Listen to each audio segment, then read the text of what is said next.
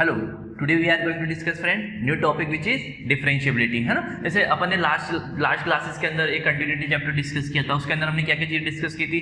Continuity at a point कैसे find out करते हैं, कंटिन्यूटी एट अ पॉइंट की कंडीशंस क्या होती है, कब कोई फंक्शन कंटिन्यू होगा, डिसकंटिन्यूटी क्या कंडीशंस है, कंटिन्यूटी इंटरवल क्या होता है। Same friend we will discuss all this thing in this topic differentiability. तो पहले तो फ्रेंड डिफरेंशिएबल से मतलब क्या, जिस फंक्शन का डेरिवेटिव एग्जिस्ट करे तो उसको हम बोलेंगे डिफरेंशिएबल है, और जिसका डेरिवेटिव एग्जिस्ट नहीं करे तो उसको बोलेंगे डिफरेंशिएबल नहीं है। ठीक है, अब डेरिवेटिव क्या होता है, डेरिवेटिव का मीन क्या होता है, हमने लास्ट क्लास के अंदर अपन ने देखा भी था। Derivative means slope of tangent. यदि किसी फंक्शन के अंदर, किसी फंक्शन के ग्राफ के अंदर आप उसके स्लोप का जो टेंजेंट होता है वो चीज क्या रिप्रेजेंट करता है, डेरिवेटिव रिप्रेजेंट करता है। और आपने डेरिवेटिव फाइंड आउट करने का एक फर्स्ट प्रिंसिपल मेथड भी देखा था लास्ट क्लास के अंदर। सपोज करो कि f(x) एक फंक्शन है, तो f' क्या होता है, using first principle limit h tending to 0 f(x + h minus f(x) upon h, है ना। ये फॉर्मूला भी यूज करते थे वहां पर आप। तो ये जो f(x) का जो ये क्या चीज f'(x) क्या डेरिवेटिव है ना। यदि किसी फंक्शन का डेरिवेटिव एग्जिस्ट कर रहा है, मींस ये चीज एग्जिस्ट कर रही है, तो वो क्या है, डिफरेंशिएबल होगा। और उसका डेरिवेटिव एग्जिस्ट नहीं कर रहा तो क्या होगा, वो डिफरेंशिएबल नहीं होगा, है ना। तो this thing we are going to discuss in today class, है ना। कभी कोई फंक्शन किस पॉइंट पर डिफरेंशिएबल होगा, नहीं होगा, कैसे पता लगाएंगे, इसके कंडीशंस क्या है, this all thing we will discuss in today class, है ना। तो स्टार्ट करते हैं फ्रेंड। फर्स्ट टॉपिक है हमारा डिफरेंशिएबिलिटी एट अ पॉइंट। ठीक है, we are going to start topic differentiability, और फर्स्ट टॉपिक है इसके अंदर डिफरेंशिएबिलिटी एट अ पॉइंट। अब किसी पॉइंट पर आपको डिफरेंशिएबिलिटी चेक करनी है, मींस उसका डेरिवेटिव फाइंड करना है। अब किसी पॉइंट पर आपको जो डेरिवेटिव फाइंड करना है, तो उसके पास आपके लिए इसके दो मेथड है ना। अब f'(x) अब किसी पॉइंट पर फाइंड करना है, तो लेट्स अज्यूम ए पॉइंट पर फाइंड आउट करना है, तो f' हो जाएगा। इसके लिए आपके पास दो मेथड है अभी। एक क्या करो, आप f'(x) निकालो, find f'(x), substitute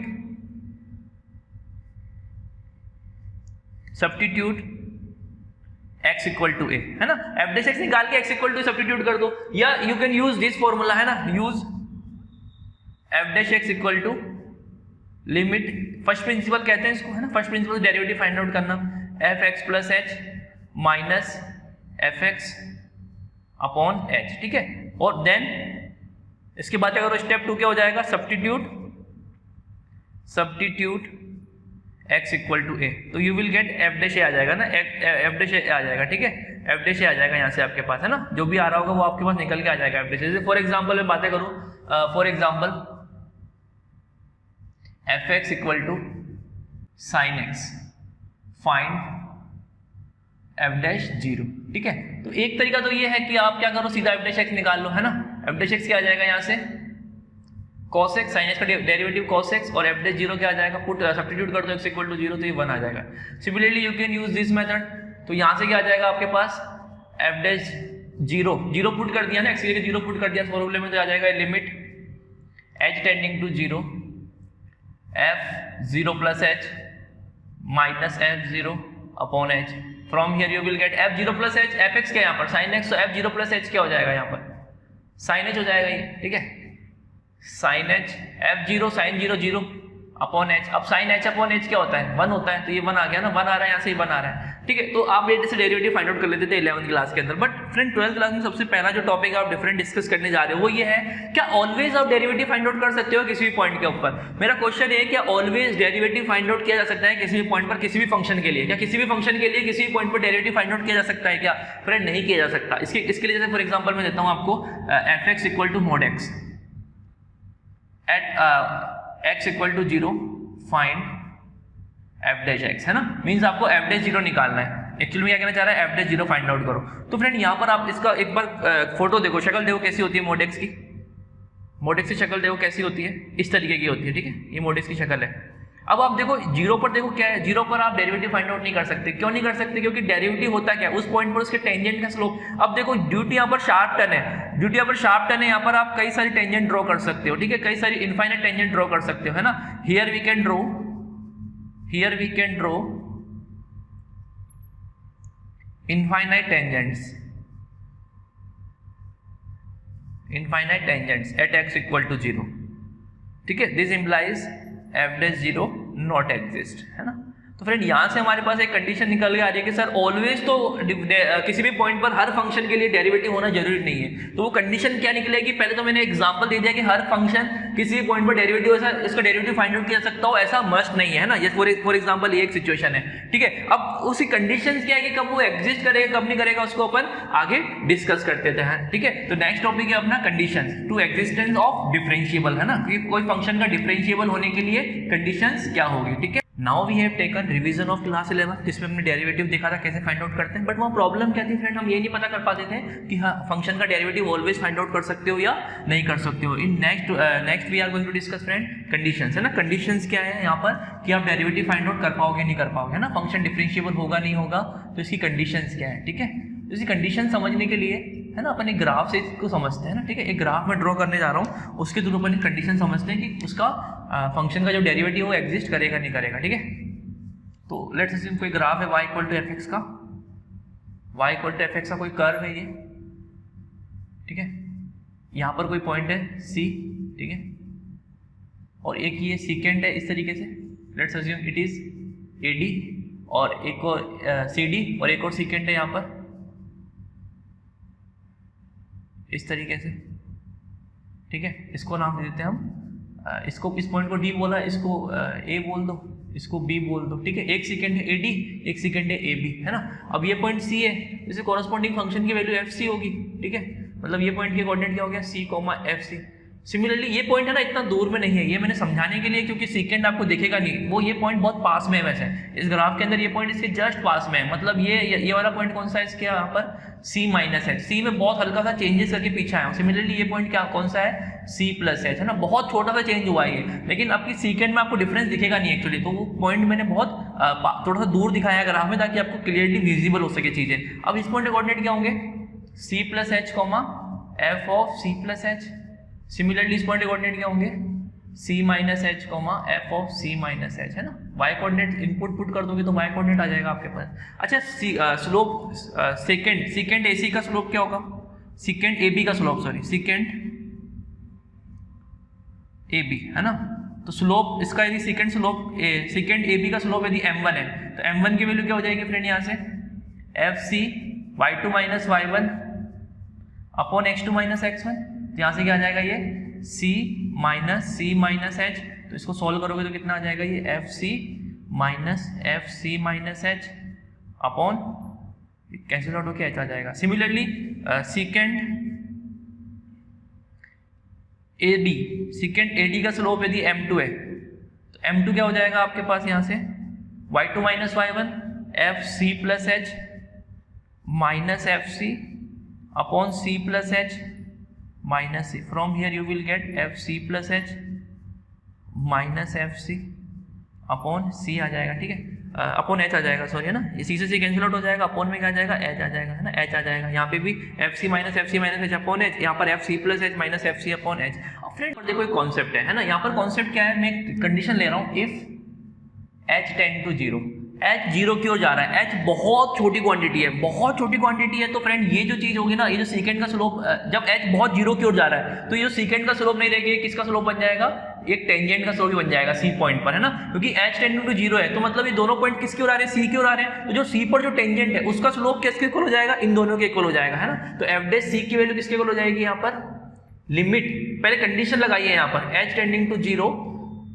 FC minus FC minus H upon H equal to limit H tending to 0 FC plus H minus FC upon H। Friend ये कंडीशन होती है कि आपका फंक्शन डेरिवेटिव होगा नहीं होगा, तो उसके लिए इस चीज को बोलते हैं लेफ्ट हैंड डेरिवेटिव LHD, इसको बोलते हैं राइट हैंड डेरिवेटिव, ठीक है। राइट हैंड साइड से आप डेरिवेटिव फाइंड आउट कर रहे हो, लेफ्ट हैंड साइड से जस्ट आपने जस्ट पीछे वाले पॉइंट से आपने सेकंड लिया है, तो वो लेफ्ट हैंड डेरिवेटिव, और राइट हैंड डेरिवेटिव मतलब राइट हैंड साइड से आपने सेकंड लिया है। तो फ्रेंड LHD मतलब लेफ्ट हैंड डेरिवेटिव और RHD मतलब राइट हैंड डेरिवेटिव, ठीक है। तो कोई भी फंक्शन यदि डिफरेंशिएबल होगा तो उसके लिए कंडीशन क्या है, राइट हैंड डेरिवेटिव और लेफ्ट हैंड डेरिवेटिव की वैल्यू एकदम इक्वल होनी चाहिए, ठीक है। तो ये कंडीशन है फ्रेंड किसी पॉइंट पर किसी point x equal to c पर फंक्शन के डिफरेंशिएबल होने की कि उसका LHD इक्वल टू RHD होना चाहिए, है ना। और एफडेसी की वैल्यू हमने देखा भी था 11th क्लास में, हम इस फॉर्मूले को यूज करके बोल देते थे कि एफडेसी इसके इक्वल होगा। तो वो देखो इसका एक तरीके से प्रूफ भी हो गया आज, है ना, कि एफडेसी का फॉर्मूला ये वाला कैसे बनता था, ठीक है। तो फ्रेंड ये कंडीशन है किसी point x equal to c पर फंक्शन के डेरिवेटिव होने की। क्या कंडीशन है? LHD इक्वल टू RHD, और ये वैल्यू कोई फाइनाइट वैल्यू होनी चाहिए, ठीक है, कोई इनफाइनाइट वैल्यू नहीं होनी चाहिए, कोई फाइनाइट वैल्यू आनी चाहिए। अनडिफाइंड वैल्यू तो वो नॉट डेरिवेटिव कह देंगे वहां पर, ठीक है। दैट्स द कंडीशन कि फंक्शन डिफरेंशिएबल होगा या नहीं होगा, ठीक है। यदि इक्वल है तो डिफरेंशिएबल है, इक्वल नहीं है तो डिफरेंशिएबल नहीं होगा। Next we are going to discuss friend relations with continuity, ठीक है, रिलेशन विद कंटिन्यूटी, ठीक है। डिफरेंशिएबिलिटी का कंटिन्यूटी के साथ क्या रिलेशन होता है, ठीक है। तो एक फंक्शन है, function f is differentiable at x equal to c if function f is differentiable at x equal to c, then it will be continuous at x equal to c। Mean friend यहाँ से क्या कहना चाह रहा हूँ मैं कि यदि कोई फंक्शन डिफरेंशिएबल होगा तो श्योरली वो उस पॉइंट पर कंटिन्यूअस तो होगा ही होगा, ठीक है। कभी ये नहीं हो सकता कि वहाँ पर डिफरेंशिएबल है और कंटिन्यूअस नहीं है, ऐसा कभी नहीं हो सकता, ठीक है। इस चीज़ का प्रूफ मैं दूँ आपको, प्रूफ से दे सकता हूँ मैं इस बात का कि let fx is differentiable at x equal to c, then at x equal to c LHD will be equal to RHD। From here you can say LHD का formula we have seen, limit h tending to 0 fc minus fc minus h upon h equal to limit h tending to 0। ये condition है ना LHD equal to RHD होने की differentiable के लिए, तो वही अप्लाई किया है ना। RHD का formula fc plus h minus fc upon h, ठीक है। अब फ्रेंड यहाँ से देखो, अब लिमिट क्या है, h टेंडिंग टू 0 है ना, लिमिट h टेंडिंग टू 0 है, मतलब डिनोमिनेटर 0 की ओर टेंड कर रहा है। अब इस लिमिट की कोई फाइनाइट वैल्यू भी आनी चाहिए, तो वो आने के लिए न्यूमरेटर को भी कहाँ की ओर टेंड करना पड़ेगा, 0 की ओर टेंड करना पड़ेगा। From here you can write limit h tending to 0, जो न्यूमरेटर है वो भी कहाँ की ओर टेंड करेगा, 0 की ओर टेंड करेगा यहाँ से, equal to 0, and limit h tending to 0 fc plus h minus fc, ये भी कहाँ की ओर टेंड करेगा, इक्वल टू 0, ठीक है। ये भी 0 की ओर टेंड करेगा। लिमिट को अंदर भेज दो तो यहाँ से क्या आ जाएगा आपके पास, limit h tending to 0 fc equal to limit h tending to 0 fc minus h, ठीक है। यहाँ से क्या आ जाएगा friend, limit h tending to 0 fc equal to limit h tending to 0 fc plus h। अब देखो FC में तो लिमिट h तो कोई टर्म है नहीं, सिमिलरली FC में यहाँ पर भी कोई टर्म नहीं है h की, तो केवल f ऑफ c के इक्वल आ जाएगा, है ना। ये तो केवल f ऑफ c के इक्वल हो जाएगा यहाँ से, this implies fc equal to, अब इधर की ओर देखो, ये चीज क्या है फ्रेंड, ये LHS लेफ्ट हैंड लिमिट को दिखा रहा है, तो आप इसको ऐसे भी लिख सकते हो, limit x tending to c minus fx लिख सकते हो, LHL लेफ्ट हैंड लिमिट है। सिमिलरली यहाँ पर देखो, ये FC के इक्वल ही आ जाएगा, ये चीज FC के इक्वल ही हो जाएगी, और ये क्या है, राइट हैंड लिमिट है अपने आप में, इसको ऐसे लिख सकते हो आप, limit x tending to c plus f of x, ठीक है। तो ये हमने देखा था कंटिन्यूटी के अंदर, ये राइट हैंड लिमिट का, यहाँ से इसको ऐसे लिखते थे हम, तो आज इसको रिवर्स लिख रहे हैं। सिमिलरली इसको क्या लिख दिया, LHL लिख दिया। अब देखो इक्वेशन 1 और इक्वेशन 2 से आप क्या कह सकते हो, fc इसके इक्वल है, fc इसके इक्वल है, this implies you can say friend limit x tending to c minus fx equal to limit x tending to c plus fx equal to fc, means LHL equal to left hand limit equal to right hand limit equal to function की value at that point. This implies fx is continuous at x equal to c, मतलब कोई function differentiable है किसी point के ऊपर तो surely वहां पर कंटिन्यूअस तो होगा ही होगा। But friend vice versa is not true, है ना, यहाँ पे लिख लेना, but vice versa is not true, ठीक है। If a function is continuous, if this implies if a function is continuous at x equal to c, then fx may or may not be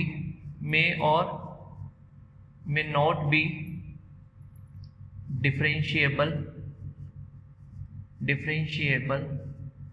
eight x equal to, हो भी सकता है वो नहीं भी हो सकता ना, मस्ट नहीं कह सकते कि कंटिन्यूस है तो वहाँ पर डिफरेंशिएबल होगा ही होगा, ठीक है। तो फंक्शन यदि continuous at x equal to c पर तो जरूरी नहीं है कि वो डिफरेंशिएबल वहाँ पर हो ही हो, है ना, तो जरूरी नहीं है, ठीक है। जैसे फॉर एग्जाम्पल मैं बातें करूँ f x equal to mod x at x equal to 0 पर ये कंटिन्यूस है, ये ऑलवेज कंटिन्यूस फंक्शन है ना, मॉडुलस एक ऑलवेज कंटिन्यूस फंक्शन। बट हमने देखा था यहाँ पर कि एक्स इक्वल टू 0 पर ये कैसा नहीं है, एक्स इक्वल टू 0 पर कैसा है, मतलब डिफरेंशिएबल नहीं है। सिमिलरली एक और एग्जांपल लूँ मैं यहाँ पर आपके सामने, f x equal to x sine 1/x, ये भी क्या है, एट एक्स इक्वल टू 0 पर कंटिन्यूस है, कंटिन्यूस तो है ही है बट डिफरेंशिएबल नहीं है, ठीक है, बट डिफरेंशिएबल नहीं है। सिमिलरली ये भी क्या है, कंटिन्यूस है बट डिफरेंशिएबल नहीं है, ठीक है। तो कई सारे ऐसे एग्जांपल है हमारे सामने जहां पर फंक्शन कंटिन्यूस होगा और डिफरेंशिएबल नहीं हो सकता, ठीक है, लेकिन डिफरेंशिएबल है तो फंक्शन कंटिन्यूस होगा ही होगा, ठीक है। यहाँ से मैं समरी क्या कह सकता हूँ, यहाँ से मैं समरी कह सकता हूँ कि मैं डिफरेंशिएबिलिटी कंडीशन क्या बोलूंगा कि वहां पर फंक्शन जो है तो कंटिन्यूस होना चाहिए, क्योंकि कंटिन्यूटी आती है कि आप चेक कर लेते हो तो फंक्शन कंटिन्यूस ही नहीं है तो फिर वो डिफरेंशिएबल तो होगा ही नहीं होगा, आपको डिफरेंशिएबिलिटी चेक ही नहीं करनी। तो सबसे पहले क्या करो, फंक्शन की कंटिन्यूटी चेक कर लो, यदि फंक्शन कंटिन्यूस है और वहां पर left hand derivative equal to right hand derivative है तो फंक्शन क्या होगा, उस पॉइंट पर डिफरेंशिएबल होगा, ठीक है। तो कंटिन्यूटी एक बहुत इंपॉर्टेंट टूल है, आप सबसे पहले कंटिन्यूटी चेक कर लो, उससे आपको ये हिंट मिल जाएगा कि फंक्शन डिफरेंशिएबल होने वाला ही नहीं है या नहीं होने वाला, क्योंकि यदि वो कंटिन्यूस नहीं हुआ तो वहां पर आप क्लियरली कह दोगे कि फंक्शन डिफरेंशिएबल तो हो ही नहीं सकता। हाँ, कंटिन्यूस है देन आपको एलएचडी और आरएचडी निकालने पड़ सकते हैं, तो एलएचडी और आरएचडी वहां पर आप निकाल लोगे, लेकिन कई क्वेश्चन आपसे ऐसे हो जाएंगे कि वो कंटिन्यूस ही नहीं होगा उस पॉइंट पर, तो डायरेक्टली कह दोगे वहां डिफरेंशिएबल भी पॉसिबल ही नहीं है, ठीक है। Next we are going to discuss friend example on this topic. Next we are going to discuss friend conceptual question, ठीक है। जितना अपन ने कॉन्सेप्ट कवर किया है उसके ऊपर एक कॉन्सेप्चुअल क्वेश्चन अपन डिस्कस करने जा रहे हैं। Under which of the following condition is function set to be non differentiable at x equal to है, कौन सी कंडीशंस के अंदर, इन चार में से कौन सी कंडीशंस के अंदर फंक्शन नॉन डिफरेंशिएबल होगा, मींस डिफरेंशिएबल नहीं होगा, ठीक है। तो फ्रेंड यहाँ पर फर्स्ट कंडीशन है, सेकंड कंडीशन है, थर्ड कंडीशन है, फोर्थ कंडीशन है, फिर उसके अकॉर्डिंग चार ऑप्शन है, फर्स्ट एंड सेकंड, बी है सेकंड एंड फोर्थ, सी है फर्स्ट सेकंड फोर्थ और डी है first second third and fourth only, ठीक है। तो please pause the video here and try करो 2 मिनट इस क्वेश्चन का आंसर क्या होना चाहिए, then you can start again video, ठीक है। आई होप के फ्रेंड आपने ट्राई किया होगा इस क्वेश्चन को। Under which of the following condition is function set to be non differentiable, एक फंक्शन को नॉन डिफरेंशिएबल कब कहेंगे अपन, तो पहला जो कंडीशन है, the graph of the function has a discontinuity at x equal to है। फ्रेंड यदि फंक्शन में डिसकंटिन्यूटी आ गई तो वो डिफरेंशिएबिलिटी की बात ही नहीं करेंगे अपन, ना, कंटिन्यूटी तो मस्ट है, यदि कंटिन्यूस ही नहीं है फंक्शन तो हम उसकी डिफरेंशिएबिलिटी की बात नहीं करेंगे, ठीक है। तो फंक्शन के लिए अभी देखा था अपन ने समरी के अंदर, समरी जब हमने बताई थी मैंने आपको, तो एक समरी मैंने लिखवाया था, बोला था मैंने कि फंक्शन क्या होना चाहिए, इज कंटिन्यूस होना चाहिए एंड एलएचडी इक्वल टू क्या होना चाहिए, आरएचडी होना चाहिए, तभी आप क्या कहोगे उसको कंटिन्यूस डिफरेंशिएबल कहोगे। तो फ्रेंड यहाँ पर the graph of the function is discontinuity at x equal to, तो वो डिसकंटिन्यूटी आ गई तो वहाँ पर डिफरेंशिएबल होगा नहीं, नॉन डिफरेंशिएबल होगा। तो फर्स्ट क्या है, सही है, नॉन डिफरेंशिएबल होने की कंडीशन है ये। The function has a kink का मीन होता है sharp turn at x equal to, हाँ ये भी एक रीजन है नॉन डिफरेंशिएबल होने का। देखा हमने देखा था कि जैसे मॉड एक्स अगर आप देखा था तो इसमें शार्प टर्न आता है, तो शार्प टर्न आता है तो वहां पर क्या हो सकता है, इनफाइनाइट टेंजेंट ड्रॉ कर सकते हैं, दैट्स व्हाई वो भी क्या होता है, नॉन डिफरेंशिएबल होता है। तो किसी ग्राफ के अंदर कहीं पे शार्प टर्न आ गया है, किसी भी ग्राफ के अंदर कहीं पे शार्प टर्न आ रहा है तो वो पॉइंट्स क्या होते हैं, नॉन डिफरेंशिएबल होता है, ठीक है। At x equal to the LHD RHD exist but are not equal, तो ऑब्वियसली वो नॉन डिफरेंशिएबल होगा। यदि वहां पर LHD और RHD इक्वल नहीं है तो ऑब्वियसली फंक्शन कैसा होगा, वहां पर उस पॉइंट पर नॉन डिफरेंशिएबल होगा। At x equal to either one of the LHD RHD does not exist, means एक एग्जिस्ट कर जाए और एक एग्जिस्ट नहीं करे, मींस इसकी फाइनाइट वैल्यू ही नहीं आई एक की और एक की आ रही है, तो उस केस में फंक्शन को क्या बोलेंगे हम, नॉन डिफरेंशिएबल बोलेंगे। तो ये भी सही है, ये भी सही है, ये भी सही है, तो चारों जो कंडीशंस है वो नॉन डिफरेंशिएबिलिटी की बिल्कुल एकदम सही है। तो कौन सा ऑप्शन से हो जाएगा फ्रेंड, यहाँ पर ऑप्शन डी क्या होगा, करेक्ट हो जाएगा, ठीक है। तो इस क्वेश्चन को एक बार ढंग से समझना, बहुत इंपॉर्टेंट क्वेश्चन है, क्योंकि कॉन्सेप्चुअल क्वेश्चन जो होते हैं वो जितना आपने कॉन्सेप्ट पढ़ा है उसका एक तरीके से क्रक्स होता है, ठीक है। Next we are going to discuss friend graphical interpretation of differentiability. Next we are going to discuss friend graphical interpretation of differentiability at a point. तो फ्रेंड कोई फंक्शन है ना, एफ कोई फंक्शन है, ठीक है, फंक्शन एफ है, non differentiable है, non differentiable at x equal to c. तो फ्रेंड इसकी कंडीशन क्या है, या तो वो यहाँ पर क्या हो सकता है, function is discontinuous at x equal to c, और क्या हो सकता है, LHD is not equal to RHD, LHD is not equal to RHD, ठीक है, और एग्जिस्ट कर रहे हो LHD इक्वल टू LHD और RHD में से कोई एग्जिस्ट कर रहा हो, LHD और RHD exist but not finite value, but किसी एक की क्या है, फाइनाइट वैल्यू नहीं आ रही है ना, बट नॉट फाइनाइट वैल्यू, ठीक है, but not finite value. Finite value नहीं आ रही मतलब अनडिफाइंड हो जा रहे हैं वहाँ पर, ठीक है, एग्जिस्ट कर जा रहे हैं लेकिन जो एक की वैल्यू है वो क्या हो रही है, किसी भी एक की वैल्यू क्या हो जा रही है वहाँ पर, अनडिफाइंड हो जा रही है। तो ये कंडीशन है। तो उसको ग्राफ से कैसे समझ सकते हैं फ्रेंड? देखो मैं ग्राफ ड्रॉ करता हूँ, फॉर एग्जाम्पल एक ग्राफ ड्रॉ करूँ मैं, तो यहाँ पर यदि मुझे पता लगाना है ग्राफ के अंदर कि वो कहाँ पर उसके अंदर नॉन डिफरेंशियलिटी के पॉइंट, तो ग्राफ देखिए कैसे बताना आना चाहिए आपको, ठीक है। जैसे फॉर एग्जाम्पल देखो ये एक पॉइंट ये रहा, ठीक है, फिर सेकेंड पॉइंट ये रहा, फिर थर्ड पॉइंट ये रहा, ठीक है, 3 पॉइंट है। अब बताओ ये जो 3 पॉइंट है ए बी सी है ना, ये बी पॉइंट के लिए ये इनपुट है इसके लिए, ठीक है, इसके लिए बात कर रहा हूँ है ना, और ये पॉइंट है सी, ठीक है, ये पूरा पॉइंट है, इस पर ये वाला है इनपुट, वो है सी है ना, ये बी पॉइंट है और ये आपका ए पॉइंट है, ठीक है। तो ए बी सी पॉइंट पर फंक्शन क्या होगा, नॉन डिफरेंशिएबल होगा। क्यों? क्योंकि यहाँ पर फंक्शन कैसा है, कंटिन्यूस नहीं है, डिसकंटिन्यूस है। A B C at A B C function is non differentiable, ठीक है, डिफरेंशिएबल नहीं है। क्यों नहीं है? रीजन क्या उसके पीछे का? क्योंकि फंक्शन यहाँ पर कंटिन्यूस ही नहीं है। लेकिन और एक्स्ट्रा रीजन भी होता है यहाँ पर, ठीक है। एक एक्स्ट्रा रीजन क्या होता है, हो सकता है फंक्शन कंटिन्यूस हो फिर भी उसके अंदर नॉन डिफरेंशिएबिलिटी हो सकती है। उसके रीजन क्या है, जैसे सपोज करो फंक्शन का ग्राफ इस तरीके से बन रहा है ना, ठीक है, तो ये देखो ये पॉइंट है G, ये पॉइंट है H, यहाँ पर क्या है फ्रेंड, फंक्शन क्या है, non differentiable. At G and H function is non differentiable, ठीक है, function is non differentiable. And reason क्या है फंक्शन के नॉन डिफरेंशियल होने का, क्योंकि G एंड H पर क्या है, शार्प टर्न है ना, रीजन क्या है, शार्प टर्न है। तो फ्रेंड कहीं पर यदि फंक्शन कंटिन्यूस है लेकिन फिर भी यदि वहाँ पर डिफरेंशिएबल नहीं है, तो उसके पीछे का रीजन क्या होता है, फंक्शन क्या होता है, वहाँ पर उसके अंदर उस पॉइंट के ऊपर हो सकता है वहाँ पर शार्प टर्न आया हुआ है ना, ऐसे शार्प टर्न आया हुआ। देखो यहाँ पर शार्प टर्न नहीं है, ये स्मूथ टर्न है ना, ये भी शार्प टर्न नहीं है। यहाँ पर फंक्शन कंटिन्यूस भी और डिफरेंशिएबल भी होगा, लेकिन इन पॉइंट्स पर आप एक से ज्यादा टेंजेंट ड्रॉ कर सकते हो, लेकिन जो टेंजेंट होनी चाहिए वो यूनिक होनी चाहिए। यदि टेंजेंट यूनिक नहीं है तो उस पॉइंट पर फंक्शन जो होगा वो डेरिवेटिव नहीं होगा, उसका डेरिवेटिव फाइंड आउट नहीं कर सकते, डिफरेंशिएबल वहां पर फंक्शन नहीं होगा। तो ये ग्राफ देख के पता लगा सकते हो ऐसे, तो मतलब ग्राफ के अंदर शार्प टर्न आ जाए, ग्राफ के अंदर फंक्शन डिफाइंड नहीं हो, ये फंक्शन डिफाइंड तो LHL not equal to RHL हो, ये वहां पर फंक्शन अलग होकर डिफाइन हो रहा हो, LHL RHL तो इक्वल आ रही है लेकिन वो फंक्शन की वैल्यू के इक्वल नहीं हो। तो these are the reason friend function के नॉन डिफरेंशिएबल होने का, ठीक है, ये आपको ग्राफ देख के पता करना आना चाहिए, ठीक है। Next we are going to discuss friend differentiability in an interval. एक इंटरवल में डिफरेंशिएबिलिटी का क्या मीन है। सिमिलरली जैसे कंटिन्यूटी के लिए डिस्कस किया था, कंटिन्यूटी के लिए क्या मीन होता है इंटरवल में, कि हर एक पॉइंट पर कंटिन्यूस होना चाहिए। सिमिलरली फ्रेंड डिफरेंशिएबिलिटी के लिए वही चीज हम डिस्कस करेंगे कि कोई फंक्शन है, ठीक है, जिसका ग्राफ चल रहा है इस तरीके से, तो लेट्स अज्यूम ये पॉइंट है आपका A और ये पॉइंट है B, ठीक है। तो फ्रेंड A से B के अंदर फंक्शन डिफरेंशिएबल होगा। इसका क्या मीन है, function will be differentiable close interval A से B, in close interval A से B, function will be differentiable in close interval A से B if function is differentiable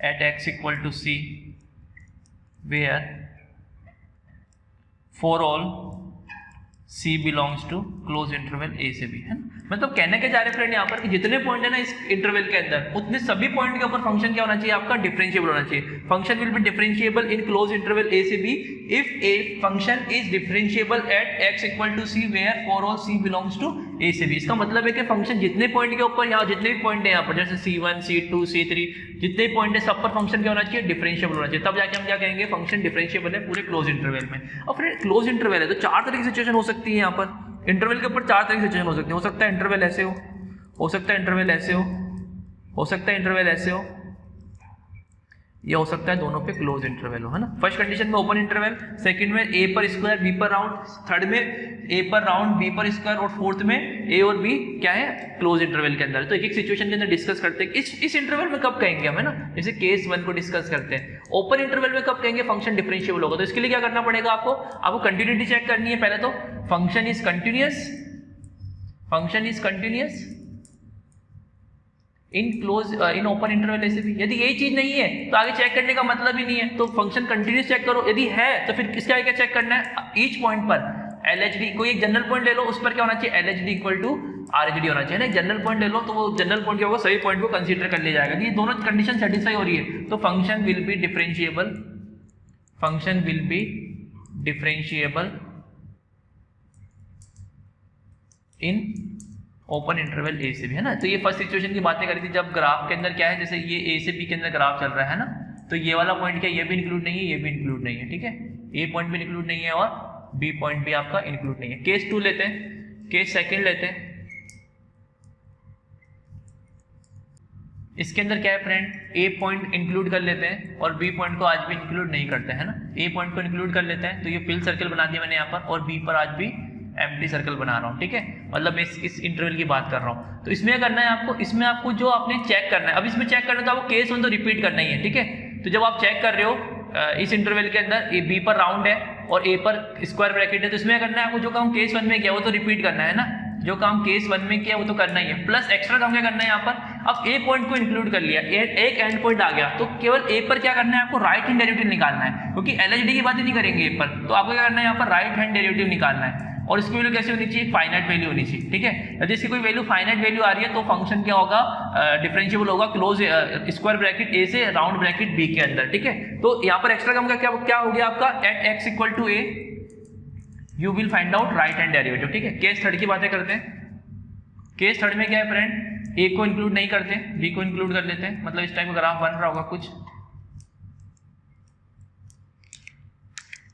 A include नहीं है तो ए पर एम्प्टी सर्कल आ जाएगा और बी पर फिल सर्कल आ जाएगा, ठीक है। तो इसमें क्या करना है आपको, सेम केस 1 वाला काम तो करना ही है, केस 1 वाला काम तो चेक करना ही है, प्लस एक्स्ट्रा काम क्या आ जाएगा बी पर। अब बी पॉइंट पर क्या करना है आपको, एलएचडी निकालना है, at x equal to B you will find out LHD, और इसकी वैल्यू यदि फाइनाइट वैल्यू आ गई तो आप कह दोगे कि यहाँ पर बी पॉइंट पर भी फंक्शन कैसा है, डिफरेंशिएबल है। बी पॉइंट पर एलएचडी आरएचडी दोनों नहीं निकालने, क्योंकि एलएचडी निकालेंगे आरएचडी नहीं निकालेंगे इससे आगे जाके, क्योंकि बी के आगे फंक्शन डिफाइंड ही नहीं है। अब केस 4 की बात करें फ्रेंड, केस 4 में क्या होगा, इसमें क्या करना है आपको, इंटरवल कौन सा, ए बी दोनों इंक्लूड कर लिया इस केस के अंदर, दोनों पॉइंट को इंक्लूड कर लिया मैंने यहाँ पर, ए पॉइंट और बी पॉइंट, ठीक है। तो इस केस के अंदर क्या होगा कि आपको केस 1 में जो काम किया वो भी करना है, प्लस केस 2 में जो काम किया है वो भी करना है, प्लस केस 3 में जो काम किया है वो भी आपको करना है, ठीक है। तीनों काम करने हैं, तीनों काम कर दिए आपने तो वो फंक्शन, यदि तीनों चीजें आप चेक कर ली आपने और सब चीजें इक्वल आ रही है, मतलब क्या क्या चीजें इक्वल हो गई कि फंक्शन ओपन इंटरवल में कंटिन्यूअस है एंड डिफरेंशिएबल है, मतलब एलएचडी इक्वल टू आरएचडी है, at x equal to a, at x equal to a पर आरएचडी की फाइनाइट वैल्यू आ रही है, at x equal to b LHD की फाइनाइट वैल्यू आ रही है, तो ऑटोमेटिकली क्या होगा, वो क्लोज इंटरवल ए से बी के अंदर डिफरेंशिएबल हो जाएगा फंक्शन आपका, ठीक है। तो ये केस 4 में आपको ऐसे चेक करना है, ठीक है। आई होप कि आपको ये continuity differentiability in interval clear हुआ होगा। Next we are going to discuss friend what is differentiable function, ठीक है।